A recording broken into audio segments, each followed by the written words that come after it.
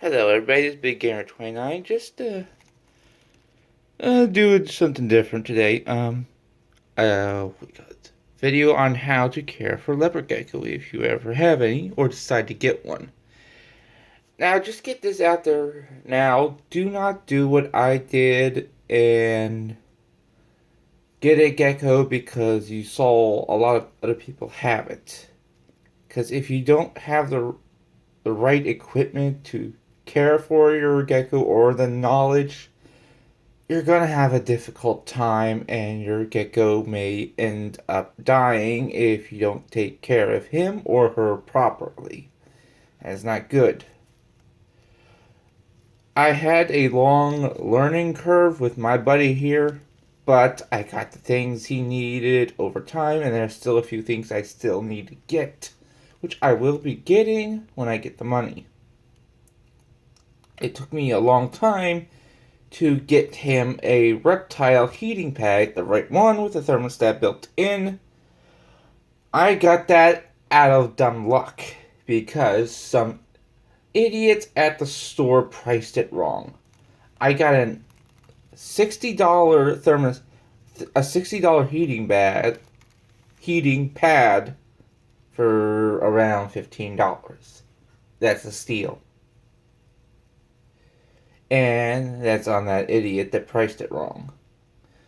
So you are unlikely to get that lucky. So note that you need a heating pad. You can improvise with a cheap heating pad that gets to the same amount of heat. The kind of heating pads that are used for humans, the kind you put underneath your back.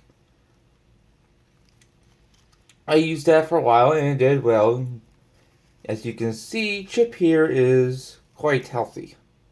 As I feed him, I keep him fed. His favorites are crickets. He loves the hell out of superworms. I haven't fed him any waxworms yet because they're on the expensive side. But I do plan on getting him one of these days when I can afford it. Another thing too about geckos is you gotta keep them hydrated. So have a water bowl in there and make sure that water bowl is always full. Because your heating pad evaporates the water because of the humidity in your tank, enclosure, or whatever you have him or her in.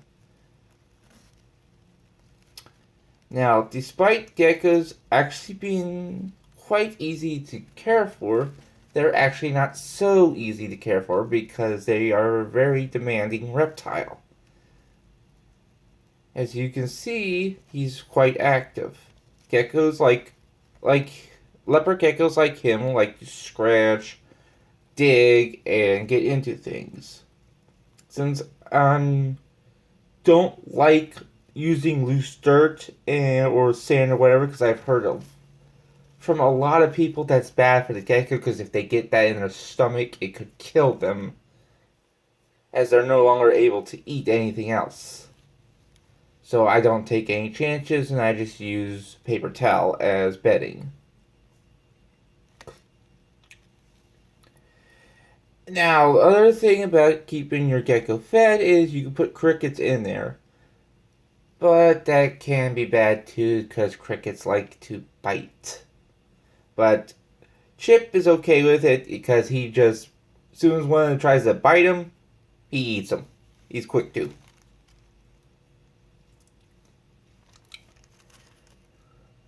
Now, another thing about it, if you're going to keep crickets in your cage with your gecko, make sure they stay fed. Because like any other animal, they die off. How you keep them fed is various methods. Now, they're omnivores. Like most mammals. They eat both plant matter and living matter, such as other crickets. They are cannibalistic, so if they don't eat, they'll eat their own. What you can feed them is lettuce, celery. Best way to keep your crickets fed. If the crickets stay fed, your gecko stays fed.